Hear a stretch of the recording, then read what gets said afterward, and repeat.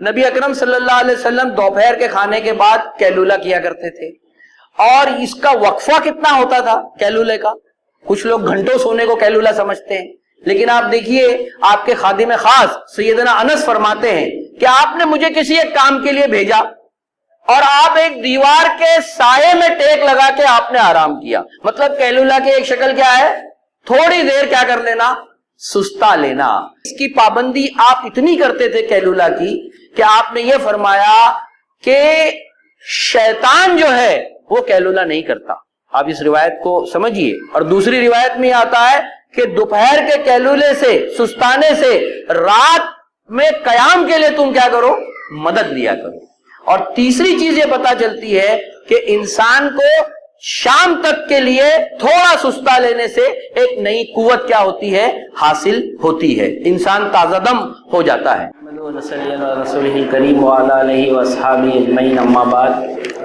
وقال اللہ تعالیٰ فی القرآن المجید اعوذ باللہ من الشیطان الرجیم بسم اللہ الرحمن الرحیم لقد کان لکم فی رسول اللہ اسوۃ حسنہ وقال اللہ تعالیٰ قل ان کنتم تحبون اللہ فاتبعونی یحببکم اللہ ویغفر لکم ذنوبکم واللہ غفور رحیم وقال اللہ تعالیٰ ان اللہ وملائکتہ یصلون علی النبی یا ایھا الذین آمنوا صلوا علیہ وسلموا تسلیما۔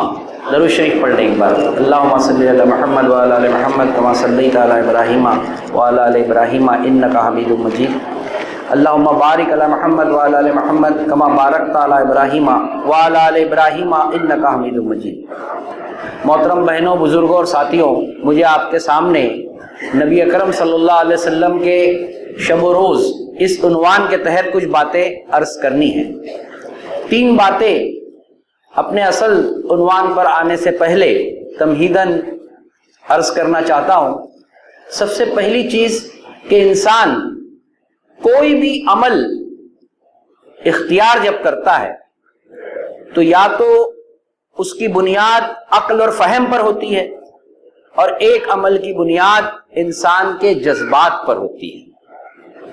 آپ اللہ تعالیٰ کے ساتھ تعلق کو بھی دیکھیں تو اللہ کی معرفت ایک فہم اور عقل کے ذریعے آتی ہے اور ایک جذبات کے ذریعے آتی ہے۔ اور یہ بات آپ سمجھ لیجئے کہ کوئی بھی فہم بنا احساس کے مکمل نہیں ہو سکتا، اور انسان کے اندر جب تک نبی اکرم صلی اللہ علیہ وسلم کی ذات اقدس کے حوالے سے کوئی عمل کی بنیاد نہ بنے، اس وقت تک آپ سمجھ لیجئے کہ انسان اس عمل کے ساتھ ایموشنلی اٹیچ نہیں ہوتا۔ اسی لیے دیکھیے جو آیت میں نے آپ کے سامنے پڑھی، اس میں اللہ تعالیٰ یہ بات ارشاد فرما رہا ہے کہ اے نبی ان سے کہو اگر تم اللہ سے محبت رکھتے ہو تو میری پیروی اختیار کرو۔ اللہ تم سے کیا کرے گا؟ محبت کرے گا۔ دیکھیے یہ عمل کی بنیاد جذبات بتائی ہوئی ہے، اور وہ اللہ تعالیٰ کی محبت ایموشنل اعتبار سے انسان کو اس وقت حاصل ہو سکتی ہے جب وہ اللہ کے نبی صلی اللہ علیہ وسلم کے ساتھ، اس کی پیروی کے ساتھ اپنے عمل کو کیا کرے گا؟ جوڑے گا۔ دوسری چیز آپ دیکھیے کہ آج انسان سکسیسفل ہیبٹ کے لیے، آپ دیکھیے اس وقت یو ایس میں ایٹامک ہیبٹس بہت مشہور کتابیں بک رہی ہے، 7 ہیبٹس، آپ دیکھیے کتنی نسخے اس کے شائع ہوئے۔ یعنی ہر انسان کامیابی کے لیے ایسی عادتوں کی تلاش میں ہے جس کے لیے وہ اس طرح کی کتابوں کو خریدتا پڑھتا ہے۔ لیکن اگر آپ صحیح معنوں میں دیکھیں تو پوری انسانیت کے لیے اگر دنیا اور آخرت میں کامیابی کی جو عادتیں اور اطوار ہو سکتے ہیں تو محمد مصطفیٰ صلی اللہ علیہ وسلم کی ہو سکتی ہے۔ اسی لیے کہ قرآن میں اللہ کہتا ہے کہ لقد کان لکم فی رسول اللہ اسوۃ حسنہ، تمہارے لیے ان کی زندگی میں سب سے بہترین کیا ہے؟ اسوہ ہے۔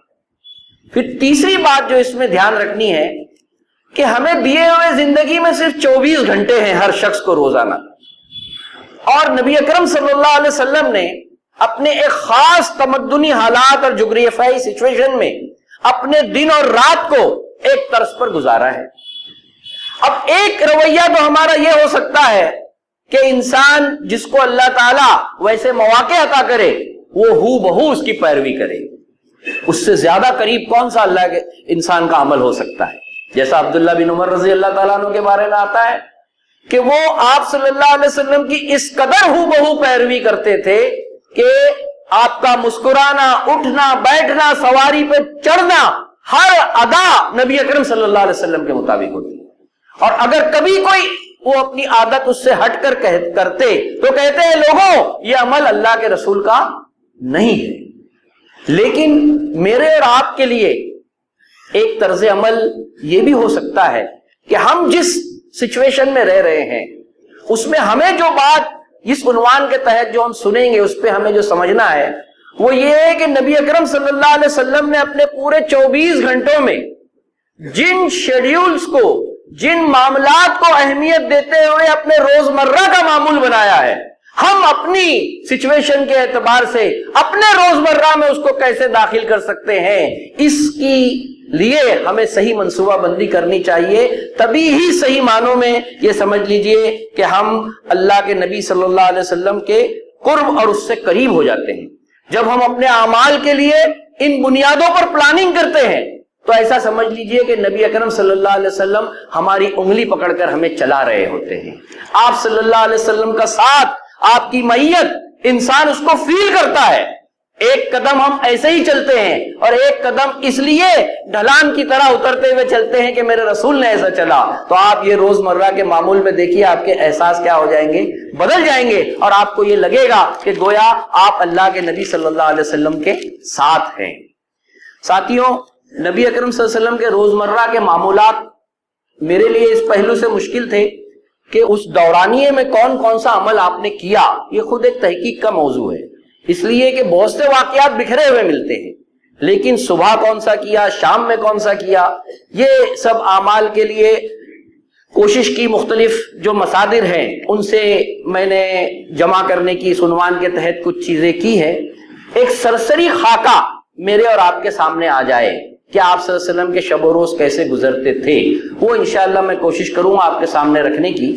اور اس میں ہر قول اور فعل آپ صلی اللہ علیہ وسلم کا جو تھا، ہر واقعے کے لیے کب کیا آپ نے، کتنے پیریڈ کے اندر کیا، اس کے تحت کچھ احادیث اور واقعات کے ذریعے اپنی بات رکھوں گا.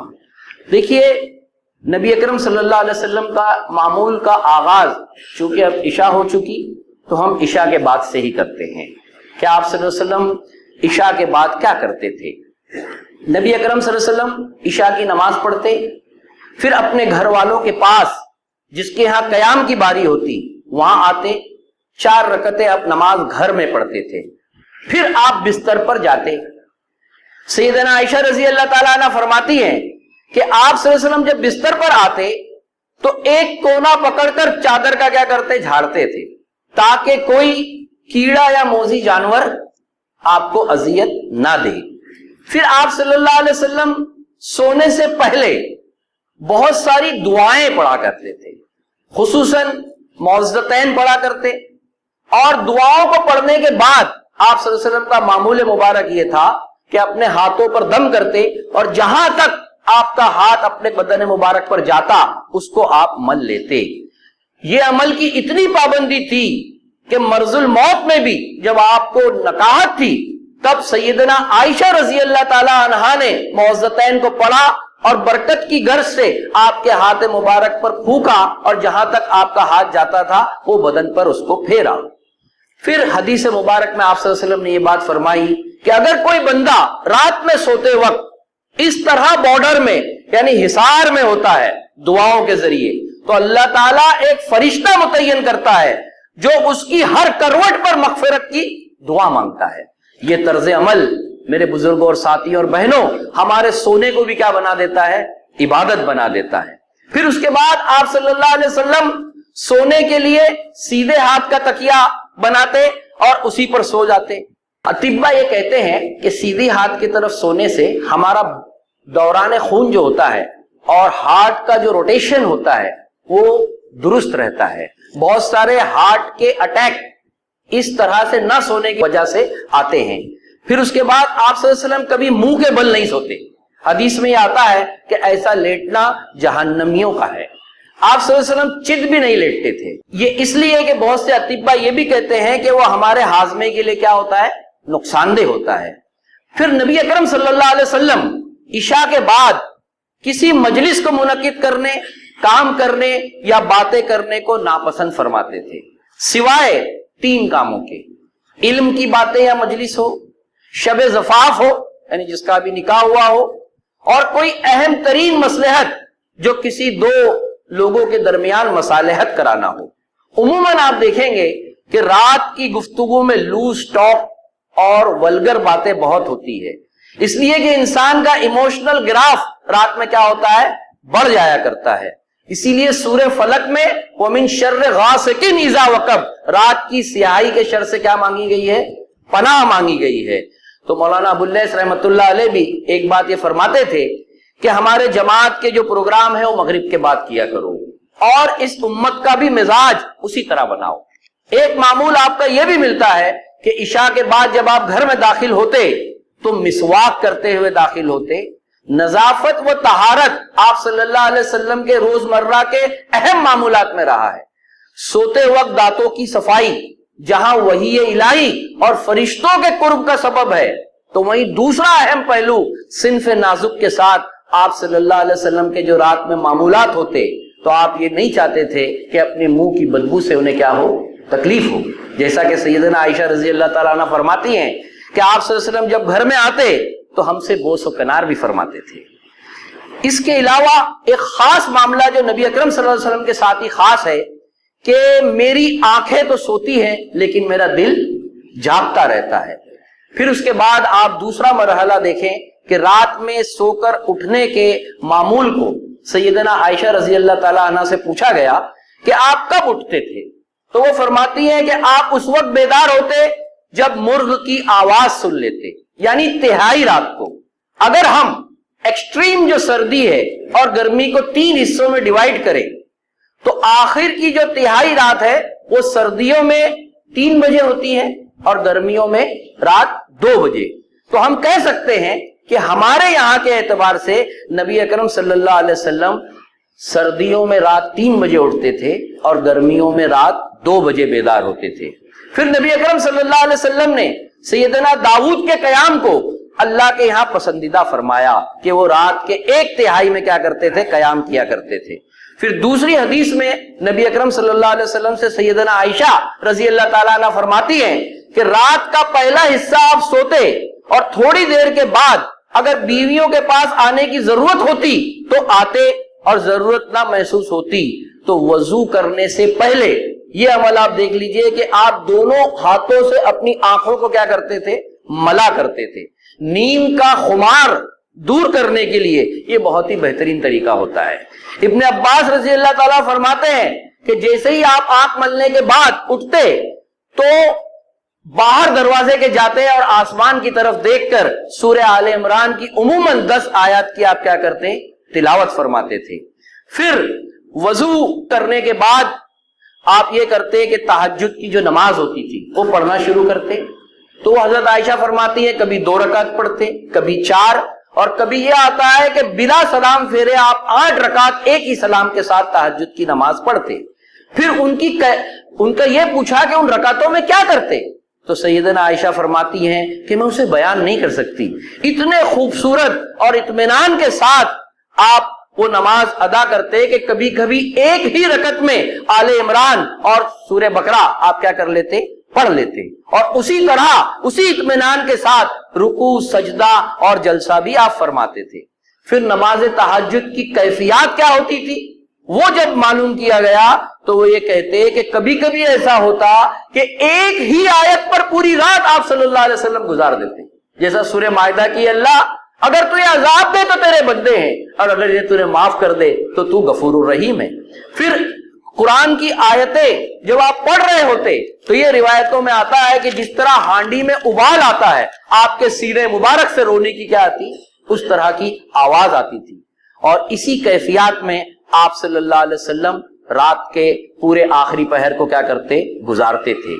پھر اس کے بعد نبی اکرم صلی اللہ علیہ وسلم نے اس عمل کے جو فائدہ ہے وہ بتایا ہے۔ ایک فائدہ یہ بتایا ہے کہ یہ وہ وقت ہے جب اللہ تعالیٰ پہلے آسمان دنیا پر آتا ہے اور بندہ اپنے رب سے سرگوشی کرنے کا اسے کیا ملتا ہے؟ اللہ اور بندے کے درمیان موقع اللہ عنایت کرتا ہے۔ یہ ایک قرب کا مقام ہوتا ہے. اور دوسری بات جو اس دنیا میں انسان کو حاصل ہوتی ہے کہ آپ صلی اللہ علیہ وسلم نے فرمایا جب انسان سوتا ہے تو شیطان 3 گرہیں اسے لگاتا ہے. جب وہ اٹھتا ہے اور اللہ کا ذکر کرتا ہے تو پہلی گرہ کھلتی ہے, وضو کرتا ہے تو دوسری گرہ کھلتی ہے, اور جب وہ نماز پڑھتا ہے تو تیسری گرہ کھلتی ہے. اور اس کے بعد دیکھیے کیا فرمایا کہ پھر حشاش اور بشاش ہو کر انسان کیا کرتا ہے, اپنی صبح کرتا ہے. یعنی آپ اندازہ کیجئے کہ یہ طرز عمل اتنی اہمیت کا حامل تھا کہ مکی زندگی میں آپ کے روزمرہ کے معمولات میں یہ آتا ہے کہ آپ صحابہ کی معائنہ کرتے. سورہ شعراء میں آیا ہے کہ اے نبی ہم تمہارا وہاں ان کے درمیان چلنا دیکھ رہے ہوتے ہیں, اور اپنی بیٹی لخت جگر مسند احمد میں ہے کہ اسے جگانے کے لیے رات میں آپ کیا کرتے, جاتے کہ اس وقت میں کیا کرو, اٹھ کر نماز پڑھا کرو.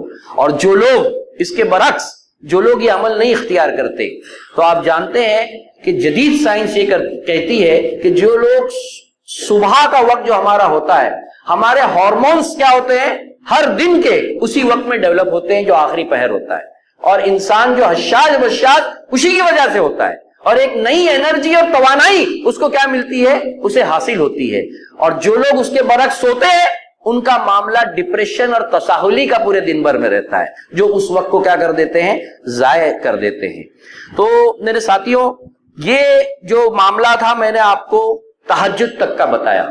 اب تہجد پڑھنے کے بعد فجر کی نماز کے بیچ بھی آپ کے 2 معمولات ملتے ہیں. ایک معمول آپ کا یہ ملتا ہے کہ آپ کی بیویوں کا یہ ٹیوشن پیریڈ ہوتا تھا. سیدنا عائشہ فرماتی ہے کہ آپ صلی اللہ علیہ وسلم لحاف میں ہمارے ساتھ کبھی سو جاتے یا کبھی بیٹھ کر ہمیں مختلف انبیاء کے قصے سناتے. بہت سی قرآنی آیات کی تشریح آپ صلی اللہ علیہ وسلم نے انہی اوقات میں اپنی بیویوں کو بتایا ہے.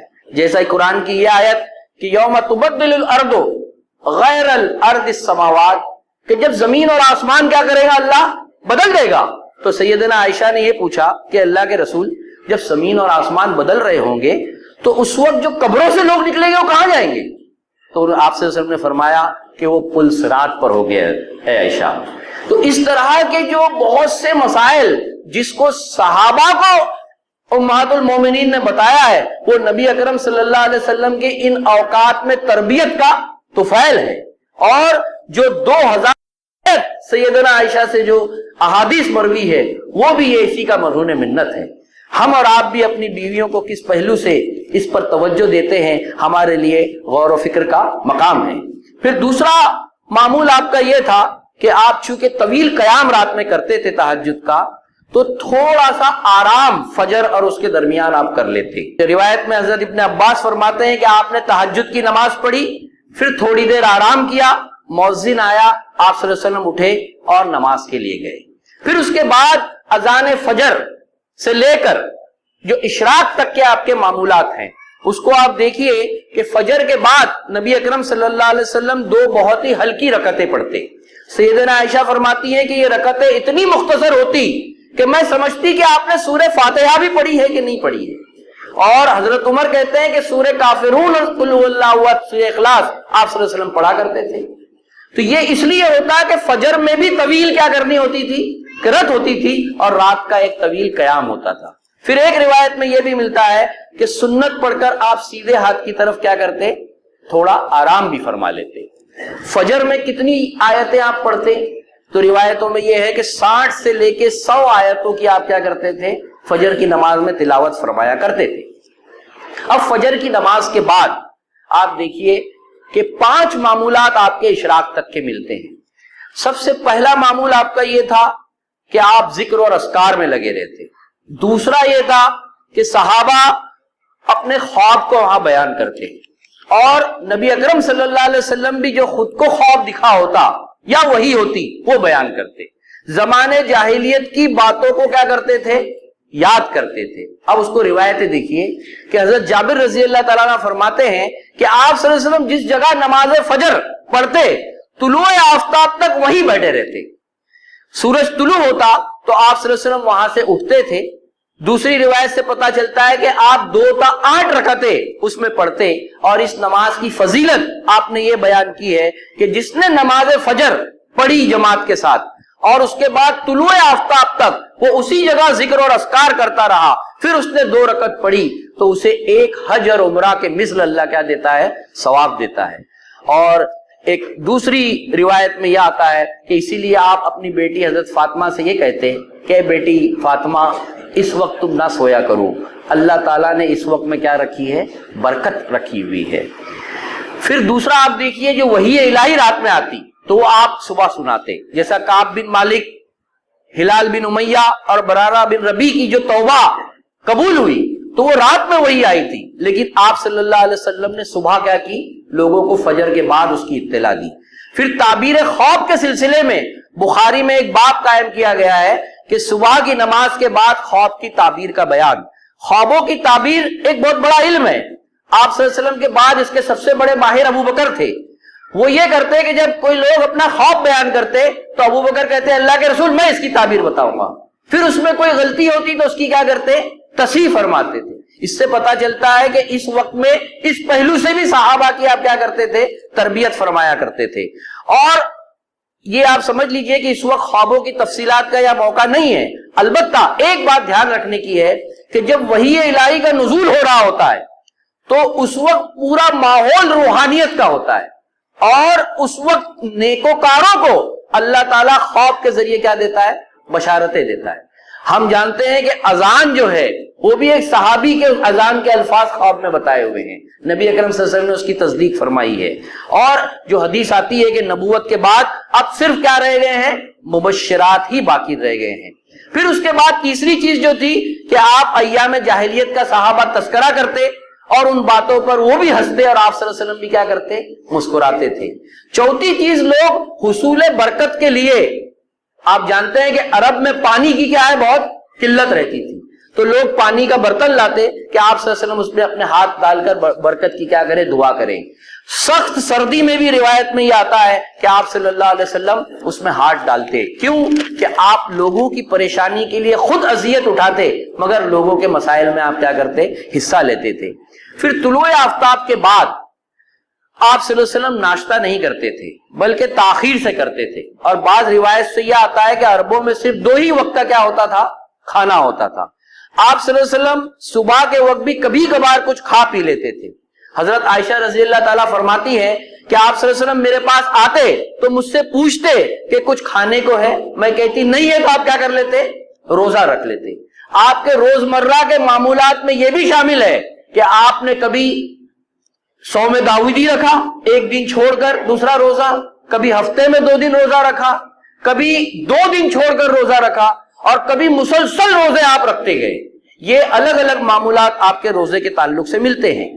اور جو گھر میں آپ فجر کے بعد تاخیر سے جاتے تو اس کی ایک وجہ دیکھیے بڑی اہم ہے، وہ یہ ہے کہ نماز اشراق کے لیے وہ اپنی عورتوں کو بھی موقع دیتے تھے، جیسا حضرت جویریہ رضی اللہ تعالیٰ عنہ سے روایت سے پتا چلتا ہے کہ آپ اشراق کی نماز پڑھنے کے بعد ہی ان کے گھر تشریف لے جاتے۔ ہمارا اور آپ کا بھی رویہ سوچنا چاہیے کہ ہمیں ایسی تمنا اور فکر اور طرز عمل اپنے گھر والوں کے ساتھ ہوتا ہے یا نہیں ہوتا۔ پھر اس کے بعد اشراق سے لے کے زوال تک آپ کے 6 معمولات ملتے ہیں ظہر کی نماز تک۔ سب سے پہلا معمول یہ ملتا ہے کہ آپ اصحاب صفہ اور صحابہ کی کیا کرتے؟ اس دوران اخلاقی اور عقلی تربیت فرماتے۔ ایک روایت میں آتا ہے کس طرح آپ تربیت فرماتے؟ آپ نے پوچھا کہ آج کون ہے جس نے روزہ رکھا؟ تو ابو بکر کہتے ہیں اللہ کے رسول میں نے رکھا۔ آپ پوچھتے ہیں کہ آج کون ہے جس نے نماز جنازہ پڑھ کے آیا؟ تو ابو بکر کہتے ہیں اللہ کے رسول میں نے آج وہ بھی کر کے آیا۔ پھر روایت میں آتا ہے کہ آپ پوچھتے ہیں کس نے آج مسکین کو کھانا کھلایا؟ ابو بکر کہتے ہیں میں نے اللہ کے رسول کیا۔ پھر چوتھا پوچھتے ہیں کہ آج کس نے بیمار کی عیادت کی؟ تو حضرت ابو بکر کہتے ہیں اللہ کے رسول میں نے یہ کیا۔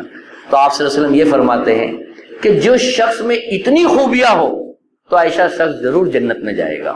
یعنی آپ دیکھیے مختلف اعمال کے لیے یہ تربیت کا سامان کرتے۔ اور عقلی تربیت کس طرح کرتے کہ آپ نے پوچھا بتاؤ وہ کون سا درخت ہے جس کی مثل مومن اور مسلمان جیسی ہے؟ عبداللہ بن عمر کہتے ہیں میں چھوٹا تھا لیکن مجھے وہ جواب معلوم تھا، لیکن بڑوں کے احترام میں حیا مانے تھی۔ تو اپنے ابا سے جب کہتے ہیں تو حضرت عمر کہتے ہیں کہ تم نے کیوں نہیں بتایا؟ اگر تم بتاتے تو مجھے دنیا اور مافیا سے بہتر ہوتا۔ وہ کھجور کا درخت تھا، تو آپ دیکھیے کہ بچے بڑے یہ سب لوگوں کے لیے وہ مسجد نبوی میں اشراق سے لے کے زوال کے بیچ اس طرح کا تربیت کا ایک سیشن ہوتا. دوسرا، کچھ صحابہ درخواست کرتے کہ ہمارے گھر آئیے. تو یہ عتبان بن مالک کی روایت ہے کہ آپ یہ کرتے کہ ان کے گھر گئے، صحابہ جو تہجد گھر میں پڑھا کرتے تھے، تو برکت کے لیے وہ نبی کریم صلی اللہ علیہ وسلم کو بلاتے، تو آپ صلی اللہ علیہ وسلم وہاں ایک جگہ نماز پڑھتے جہاں وہ پڑھتے ہیں. تو وہ روایت سے یہ بات پتہ چلتی ہے. اور تیسری چیز جو ہمیں پتہ چلتی ہے کہ اس میں لوگوں کے معاشی اور تجارتی مسائل جو مائکرو فائنانس ہم کہتے ہیں اس کا مشورہ دیتے. دیکھو ایک الگ الگ روایتیں ملتی ہیں. ایک روایت میں آتا ہے نبی کریم صلی اللہ علیہ وسلم نے یہ کہا، ایک شخص نے کہا اپنی معاش کی پریشانی ذکر کیا، تو آپ صلی اللہ علیہ وسلم نے اس سے فرمایا کہ دوسری شادی کر لو. اب وہ آیا میرے لیے پھر مسائل بڑھ گئے، تو آپ نے کہا تیسری کر لو. اب یہ ہر ایک کو آپ یہ مشورہ دے سکتے ہیں؟ بات یہ ہے کہ وہ شخص کے اندر کیا خاص بات تھی جس کی وجہ سے اس کی تھرڈ بیوی نے آ کے اس کے وہ مسائل کیا کیے ہیں، حل کیے ہیں. لیکن اس کے مقابل دوسرا شخص آیا، اس نے یہ کہا کہ اللہ کے رسول میرے بھی معاش کے مسائل ہیں. تو آپ نے کہا تمہارے پاس کیا ہے؟ تو اس کے پاس ایک سامان تھا جسے 2 درہم میں بیچا، اور 2 درہم میں بیچنے کے بعد 1 درہم کا کلہاڑا اپنے دستے مبارک سے اس میں لکڑی لگائی اور کہا جنگل میں لکڑیاں کاٹو، اور 1 درہم کا سامان دیا. وہ کہتا ہے کہ کچھ ہی دنوں بعد میں بہت سے درہم کیا کر لیا، کما لیا. پھر اسی طرح آپ صلی اللہ علیہ وسلم ان اوقات میں مدینہ میں آپ دیکھیے عربوں میں صبح کے وقت حملے ہوا کرتے ہیں، تو آپ بہت چوکنا ہر وقت رہتے تھے. ایک روایت میں یہ آتا ہے کہ صبح کے وقت دور سے دھواں اٹھ رہا تھا اور یہ ہوا کہ آواز آنے لگی. تمام صحابہ اپنے گھوڑے سواری نکال کے جانے لگے تو دور سے دیکھتے ہیں کہ کوئی شخص ہے جو کیا کر رہا ہے، جس نے بھی اوپر کپڑا بھی نہیں پہنا ہوا ہے. تو قریب آ کے دیکھے تو اللہ کے رسول ہے. تو آپ صلی اللہ علیہ وسلم نے فرمایا گھبراؤ نہیں، کوئی بات نہیں ہے، میں وہاں دیکھ کر آیا ہوں. پھر آپ جس کی سواری لے گئے اس کی بڑی تعریف کی. دیکھیے آپ کے یہ معمولات جو میں نے آپ کو بتائے، کتنا آپ اٹینشن ان حوالے سے بھی روزمرہ میں آپ کے رہا کرتے تھے. اور جو وفود اس میں آتے تو وہ چھٹی چیز جو یہ آتی ہے کہ آپ صلی اللہ علیہ وسلم ان کے سوالات کے جواب دیتے. جیسا ایک وفد آیا، اس نے کہا اللہ کے رسول ہم بہت دور سے آئے ہیں، ہمیں یہ بتا دیجئے نماز کے اوقات کیا ہے. تو آپ نے صبح سے شام تک کے ایک دن تمام نماز اول وقت میں پڑھی. اب وہ وفد نے اجازت مانگی جانے کی، تو آپ نے کہا نہیں ابھی بات پوری نہیں ہوئی، دوسرے دن پھر ٹھہرو. دوسرے دن آپ نے تمام نمازیں آخر وقت میں پڑھی اور یہ فرمایا کہ نمازوں کے اوقات ان دونوں کے کیا ہیں، درمیان ہیں. تو یہ وفود کو اس طرح آپ صلی اللہ علیہ وسلم کیا کرتے، دیکھتے. ایک اور پہلو جو لوگوں کے ذہن میں آتا ہے کہ معاشی اعتبار سے آپ کیا کرتے جب دن میں یہ سب کام کرتے تھے. تو سب سے پہلے تو آپ دیکھیے کہ مکہ میں تو آپ صلی اللہ علیہ وسلم نے چند قیرات کے عوض لوگوں کی بکریاں چرائی تھی. تجارتی قافلے لے گئے تھے شام اور دوسرے ممالک میں، تو اس کے ذریعے آپ کے پاس ایک مال آیا.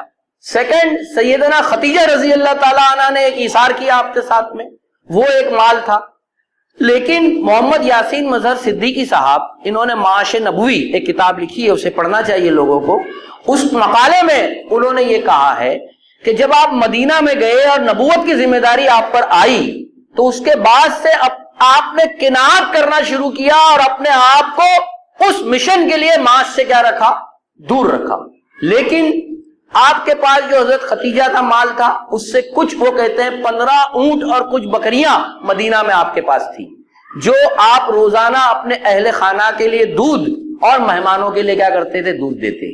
پھر اس کے علاوہ کچھ انصار صحابہ نے نخلستان آپ کو دیے تھے جس سے کھجور آپ کے پاس آتی تھی. لیکن زیادہ کر کے بہت وقت ایک ایسا گزرا ہے کہ آپ کے ساتھ بڑی تندرستی اس میں رہی ہے، اور آپ نے اپنے اس معاملے میں یہ دعا کی اللہ تعالیٰ سے کہ اللہ محمد اور آل محمد کو رزق کفاف عطا فرما. پھر اس کے بعد آپ دیکھیے کہ آپ صلی اللہ علیہ وسلم روزانہ، یہ بھی آپ کے معمول میں شامل ہے کہ آپ ایک باغ میں انصاری کے جاتے، تھوڑی دیر وہاں تفریح کے غرض سے بیٹھتے. اس سے کیا پتا چلتا ہے، صحت اور جمالیاتی ذوق کا بھی آپ کیا کرتے تھے، اہتمام فرماتے تھے. دیکھیے دن کے ایک شیڈیول میں یہ حصہ بھی رکھا ہے. میں شہر والوں کے لیے خاص طور پر کہوں گا کہ وہ یہ نبی اکرم صلی اللہ علیہ وسلم کے میں معمولات آپ کو بتا رہا ہوں، اور اس میں ہم کہاں اپنی پرائرٹی سیٹ کر سکتے ہیں کہ ہم کو غور کرنا چاہیے. لیکن اللہ کے نبی صلی اللہ علیہ وسلم نے اس کو بھی ایک حصہ اپنے روزمرہ میں دیا ہے. پھر اس کے بعد نماز ظہر کا جب وقت آتا تو نماز ظہر کی پہلی جو سنتیں ہیں اس کی آپ نے بہت ترغیب دی ہے، خود بھی پڑھتے تھے اور نماز ظہر اور عصر میں کتنی تلاوت کرتے، صحابہ کو بڑا شوق ہوتا تھا کہ وہ معمول آپ کا کیسا ہے۔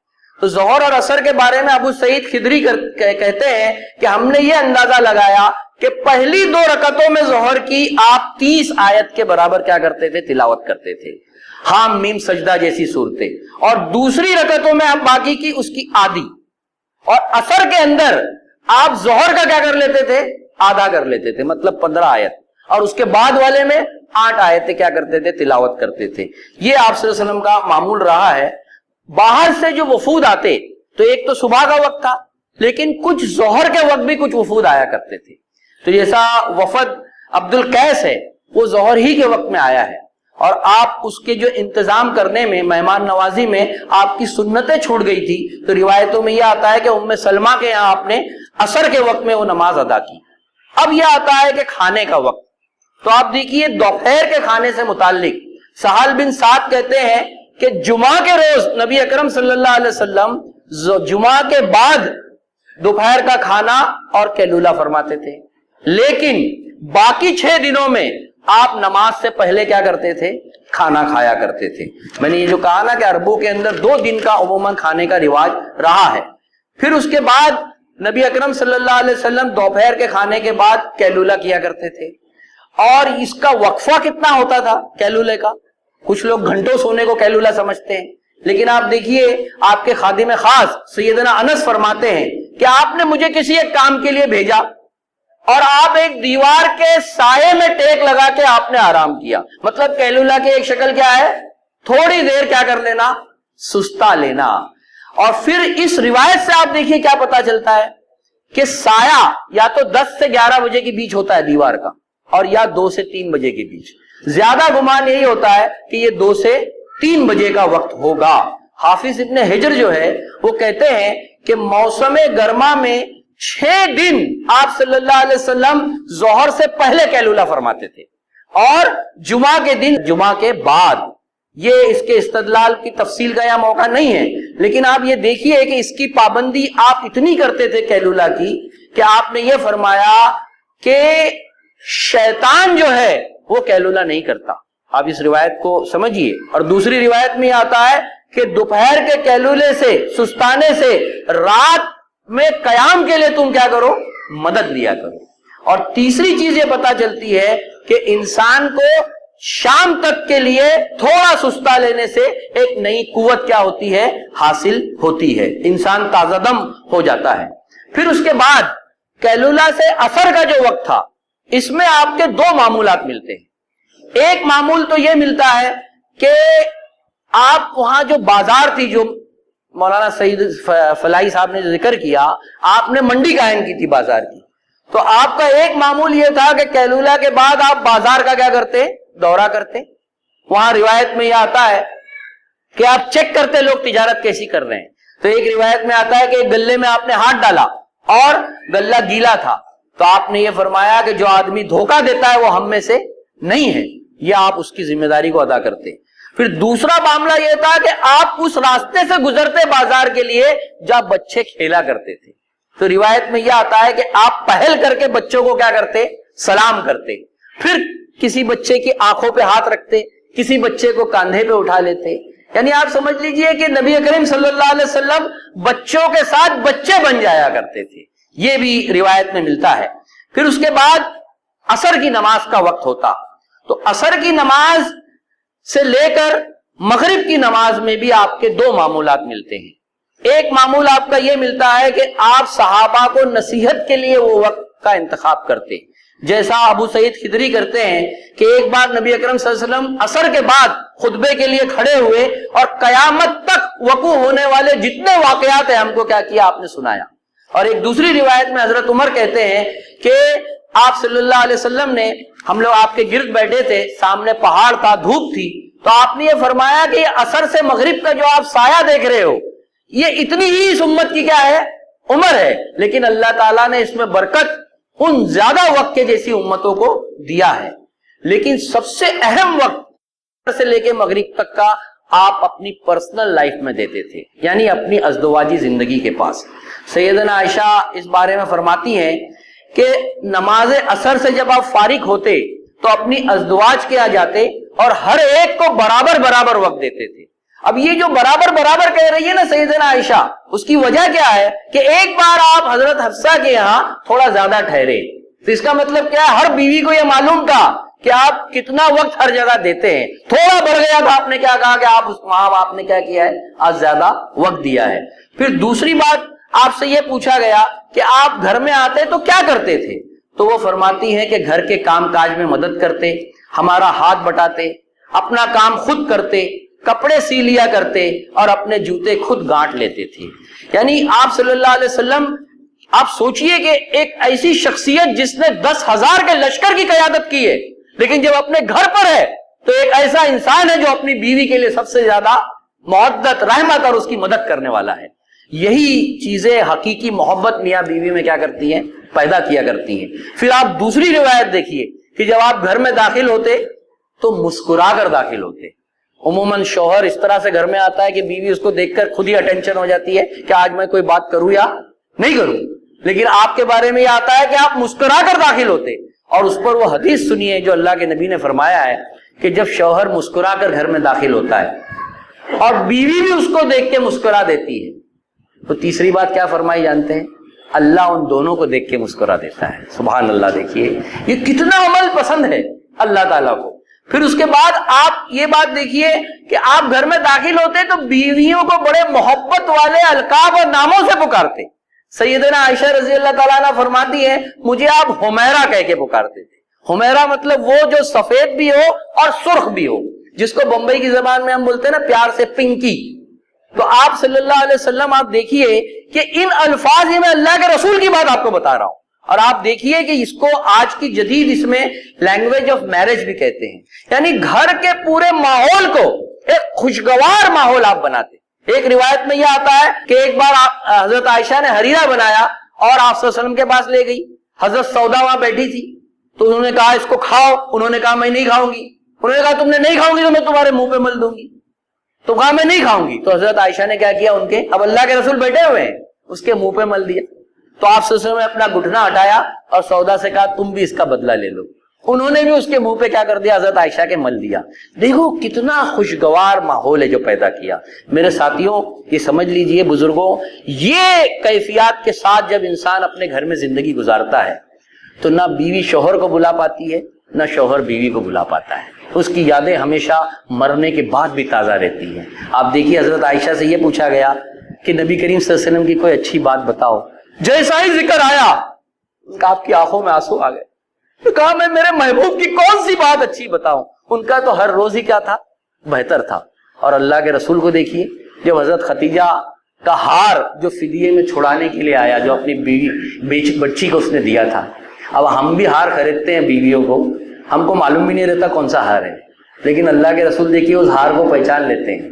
جس سے محبت ہوتی ہے نا، اس کی ہر شے کو انسان جانتا ہے، اور جیسے ہی آپ اس ہار کو دیکھتے ہیں آپ کی آنکھوں میں کیا آ جاتے ہیں، آنسو آ جاتے ہیں۔ یعنی میاں بیوی کو نہیں بھلا پاتا اور بیوی میاں کو نہیں بھلا پاتی۔ تو ساتھیوں یہ اوقات آپ کیا کرتے تھے، اپنے گھر میں اس وقت دیتے تھے، اسی کے ساتھ آپ دینی تربیت بھی اپنی عورتوں کی فرماتے۔ ایک بار حضرت حفصہ نے صفیہ کو یہودیہ کہہ دیا، یا دوسرے اس میں اشارے سے ٹھنگنی کہہ دیا، تو آپ نے کہا کہ تم نے ایسی بات کہی کہ اگر سمندر میں ڈال دی جائے تو کیا ہو جائے، وہ زہر آلود ہو جائے۔ پھر اس کے بعد دو معمول آپ یہ دیکھیے کہ میں یہ اس لیے بتا رہا ہوں آپ کو کہ آپ غور کیجئے کہ آپ صلی اللہ علیہ وسلم نہ صرف اپنے ازدواج کو بلکہ اپنی بیٹی اور ایکسٹینڈڈ فیملی کے لیے بھی اس میں وقت دیتے تھے۔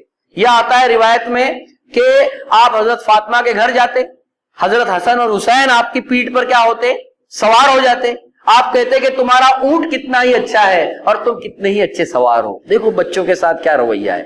پھر اس کے بعد ایکسٹینڈڈ فیملی جو تھی اس کو آپ ایک جگہ جمع کرتے۔ یہ آتا ہے کہ بچوں کا ایک جگہ آپ بیٹھتے اور مقابلہ کراتے دوڑ کا، تو بچے دوڑ کر آتے، کوئی آپ کے کندھے پہ، کوئی چہرے پہ، ہر دور سے آپ کو کیا کر لیتا تھا، سمٹ لیتا تھا۔ میرے بزرگوں اور ساتھیوں، آج ہمارے گھر بے رونق ہو گئے ہیں۔ اعتدال پر مبنی زندگی نہیں ہے. لاکھوں درود و سلام محمد مصطفیٰ صلی اللہ علیہ وسلم پر. انہوں نے یہ بتایا ہے کہ اپنے گھر میں بھی کیسے روزمرہ میں تمہیں اپنے اوقات کو کیا کرنا چاہیے, دینا چاہیے. اور بچوں کی جو نشو و نما کے معاملے میں ہم فکر مند ہیں, اس میں کئی ہمارے لیے رہنمائی ملتی ہے. پھر آپ دیکھیے کہ مغرب کا وقت آتا. مغرب کے کھانے کا وقت جو ہوتا تھا, عربوں میں یا تو کچھ وقت مغرب کے پہلے کھاتے اور بعض دفعہ مغرب کے بعد کھاتے, کیونکہ وہ 2 ہی وقت کھانا کھاتے تھے. اس لیے جو ہم کو یہ ملتا ہے نا کہ نبی اکرم صلی اللہ علیہ وسلم کھانے میں ہاتھ بٹاتے تھے, تو عصر سے مغرب کے بیچ میں کھانا پکانے کا بھی ٹائم ہوتا تھا وہاں پر. اسی لیے روایت میں یہ آتا ہے بخاری میں کہ اگر کھانا پیش کیا جائے اور مغرب کی نماز ہو رہی ہو تو پہلے کھانا کھا لو. اس کا بات پتہ کیا چلتی ہے کہ وہاں کھانے کا یہ رواج تھا. اور دوسری روایت میں حضرت ابوبکر کی آتی ہے کہ آپ مغرب کے بعد حضرت عائشہ کیا کھانا کھائے آپ کی بیٹی کیا, اور عشاء تک آپ وہاں بیٹھے رہے. پھر مغرب کی اذان جیسی ہو جاتی تو آپ نماز کے لیے جاتے, اور مغرب میں آپ سورہ البینہ سے لے کے سورہ ناس, اس کے بیچ میں کوئی بھی چھوٹی سورہ کیا کرتے تھے, پڑھا کرتے تھے. اور اس کے بعد آپ کا جو معمول ملتا ہے وہ اصحاب صفہ کے کھانے کا انتظام کرنا. یعنی آپ دیکھیے کہ اس معاملے میں آپ اتنے سینسیٹیو تھے کہ آپ خود بھوکے ہیں اور حضرت ابو ہریرہ کہہ رہے ہیں کہ اللہ کے رسول بھوک سے غشی طاری ہو رہی ہے. آپ نے اپنے گھر میں پوچھا لیکن کہیں بھی کھانا نہیں تھا, تو آپ دیدہ ہو رہے تھے. اتنے میں ایک انصار صحابی نے ایک دودھ کا پیالہ لایا.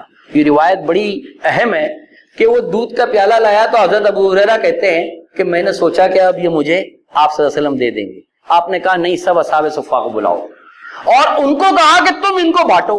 اور وہ اپنے دل کی کیفیات یہ کہہ رہے ایک پیالہ, میں اتنا بھوک سے غشی آ رہی ہے اور لوگوں کو بانٹوں. لیکن آپ نے کہا نہیں بانٹو. آپ نے برکت کی دعا کی تھی.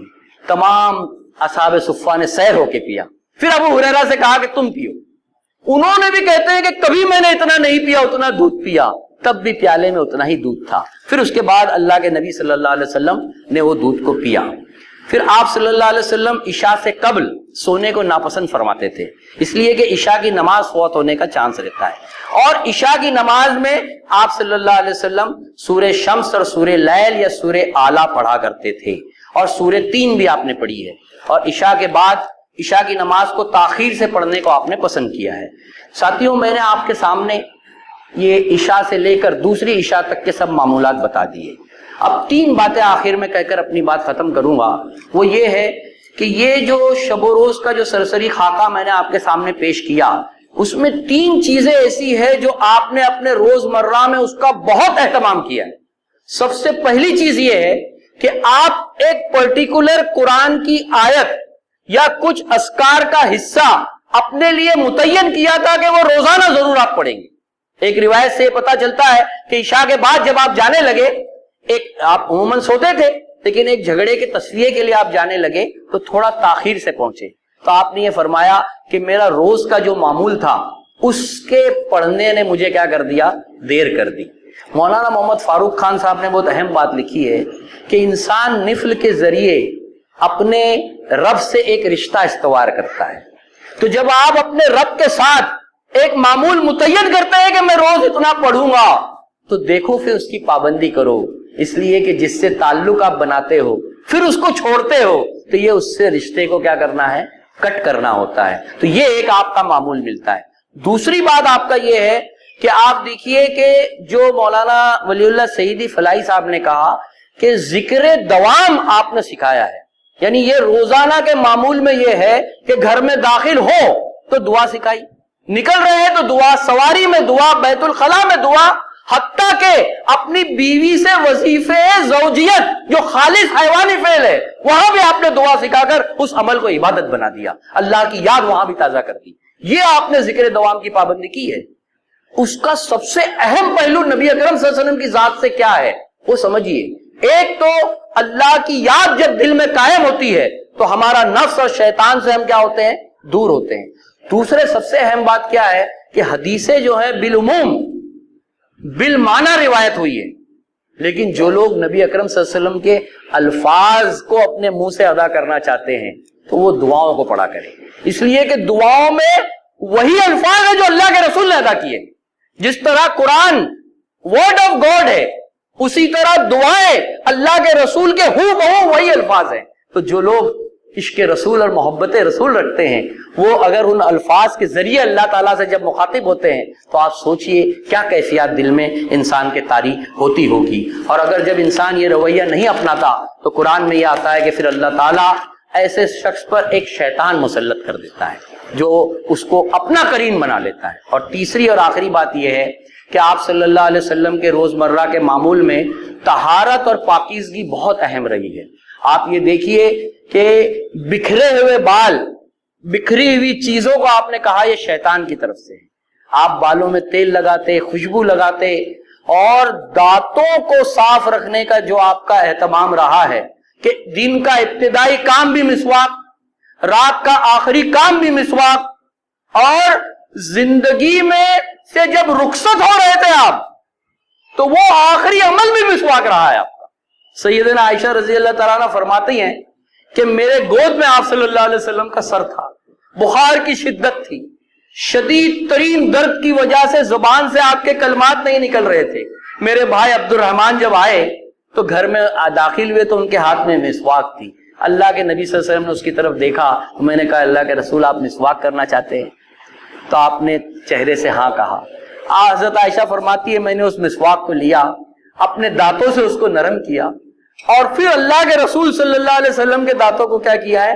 مسواک کیا ہے۔ پھر وہ یہ کہتی ہے کہ اللہ کا یہ میرے اوپر بڑا شرف اور فضل ہے کہ آخری لمحات میں میرا لعاب اللہ کے نبی کے لعاب سے کیا ملا ہے؟ اللہ تعالیٰ نے ملایا ہے۔ اور پھر وہ کہتی ہیں کہ پھر اس کے بعد آپ کی آواز کم ہونے لگی اور آپ الی رفیق الاعلیٰ، الی رفیق الاعلیٰ، رفیق الاعلیٰ کی طرف جا رہا ہوں، اسی کی طرف دوڑ رہا ہوں، اور نماز اور باندیوں کے بارے میں اللہ سے ڈرو، یہ آپ ہدایت فرما رہے تھے۔ اور آہستہ آہستہ آپ کا ہاتھ نیچے چلا جاتا ہے اور یہ محسوس ہوتا ہے کہ آپ اب اس دنیا میں نہیں رہے۔ میرے ساتھیوں، اس عمل پر آپ غور کیجئے کہ مرتے وقت انسان کس کے دربار میں جا رہا ہوتا ہے؟ خدا کے۔ اور اس کو لے جانے والے کون ہوتے ہیں؟